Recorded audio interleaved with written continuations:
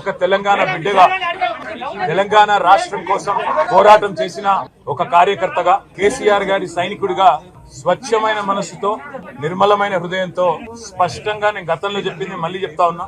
తెలంగాణ ప్రతిష్ట పెంచడానికి, Hyderabad brand image ని అంతర్జాతీయం చేయడానికి, హైదరాబాద్ ని ప్రపంచ పటంలో నిలపడానికి ఆనాడు రాష్ట్ర మంత్రిగా ఎన్నో ప్రయత్నాలు చేశాం.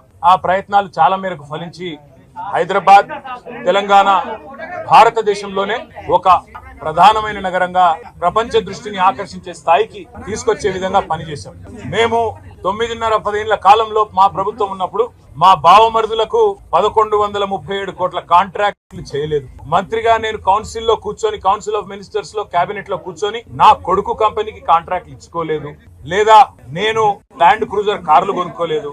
ఆ పనులు రేవంత్ రెడ్డి గారు, ఆయన మంత్రివర్గ సహచరులు, ఆ సాగు తెలివితేటలు, ఆ అవినీతి తెలివితేటలు వాళ్ళకే ఉన్నాయి. నేను 50 లక్షల రూపాయలతో ఎమ్మెల్యేలను కొనుగోలు చేయడానికి పోయి దొరికిపోయిన దొంగను కూడా కాదు. నేను నిఖార్సైన తెలంగాణ బిడ్డను. ఏ పని చేసినా తెలంగాణ కోసం, హైదరాబాద్ ప్రతిష్టను పెంచడం కోసం చేశాను.